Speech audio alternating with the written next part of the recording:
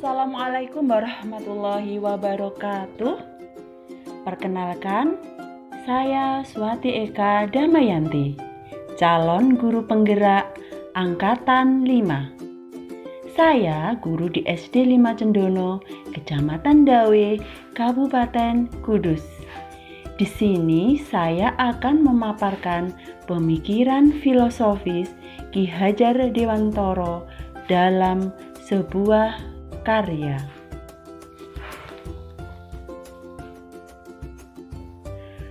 Pesan untuk guru.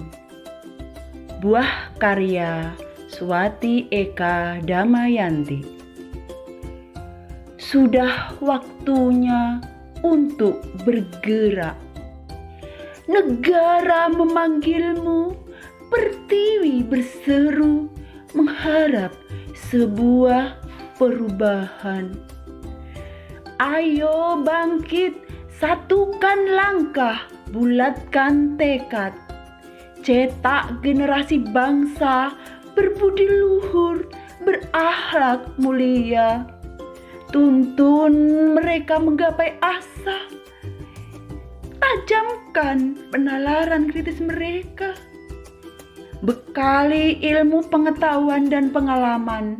Pancasila sebagai filter menyongsong perubahan zaman.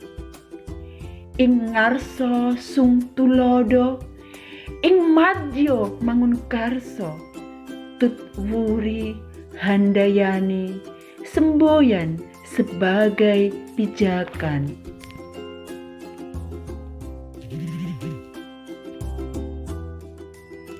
Ki Hajar Dewantara, beliau adalah tokoh pendidikan nasional. Kala itu, pendidikan hanya mampu dinikmati oleh segelintir orang dari kaum bangsawan dan para calon pegawai pemerintah. Namun, Ki Hajar Dewantara menghendaki adanya perubahan. Beliau memiliki pendapat bahwa pendidikan harus dinikmati oleh segenap rakyat.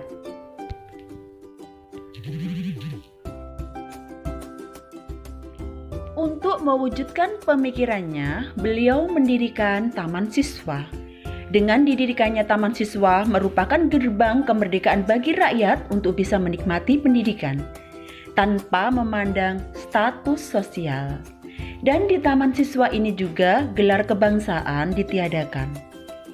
Dilihat dari namanya, Taman Siswa artinya tempat bermain yang menyuguhkan keindahan. Di sini nampak bahwa pendidikan dan pengajaran yang diharapkan Ki Hajar Dewantara adalah pendidikan yang menyenangkan. Tujuan pendidikan menurut Ki Hajar Dewantara adalah menuntun segala kodrat yang ada pada anak agar mereka dapat mencapai keselamatan dan kebahagiaan yang setinggi-tingginya, baik sebagai manusia maupun sebagai anggota masyarakat.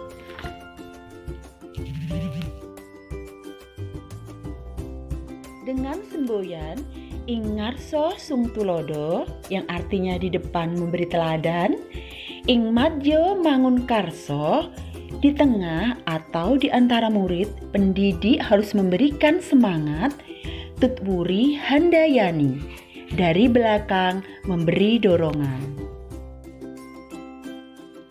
Pendidikan sejatinya memerdekakan, yakni bebas dari segala ikatan. Dengan suci hati mendekati anak bukan untuk meminta suatu hak, melainkan untuk berhamba pada sang anak. Menghamba di sini mengandung makna bahwa pendidikan berorientasi pada murid atau berpusat pada murid. Memberikan pelayanan kepada murid, namun tetap memperhatikan harkat dan martabat seorang pendidik.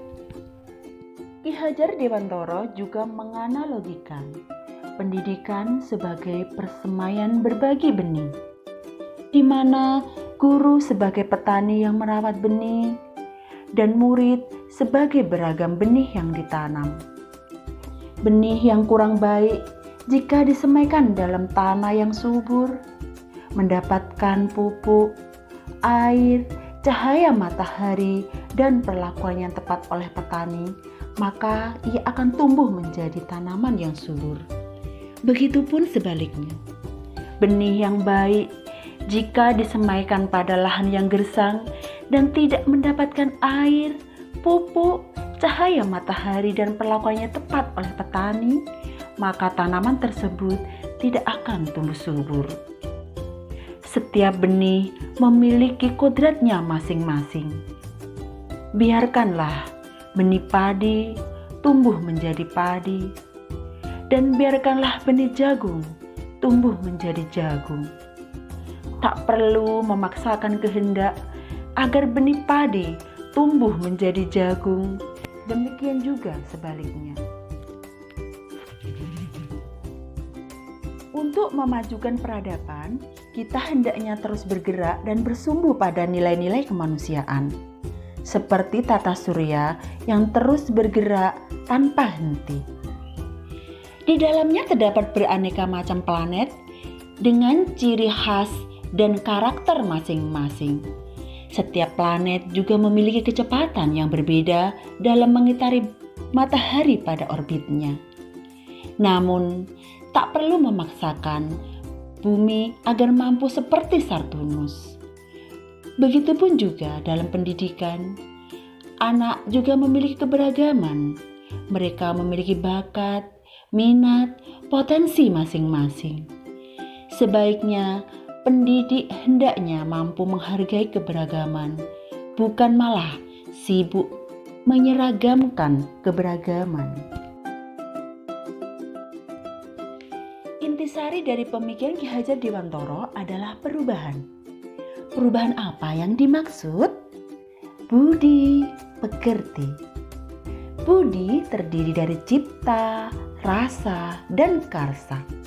Cipta artinya menanamkan pikiran, rasa memperhalus perasaan, sedangkan karsa adalah memperkuat kemauan. Pekerti adalah tenaga. Dengan mengolah raga akan menyehatkan jasmani. Semua aspek ini haruslah seimbang untuk mencapai pembelajaran yang utuh atau holistik. Hasil yang diharapkan dari perubahan itu adalah holistik dan seimbang. Pembelajaran holistik dan seimbang akan menciptakan kesempurnaan budi pekerti. Dan kesempurnaan budi pekerti akan membawa anak kepada kebijaksanaan.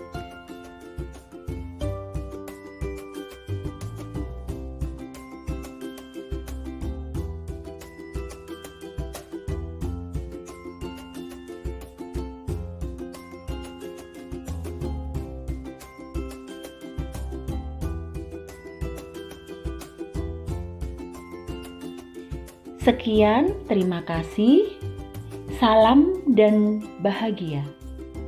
Salam guru penggerak. Salam merdeka belajar. Wassalamualaikum warahmatullahi wabarakatuh.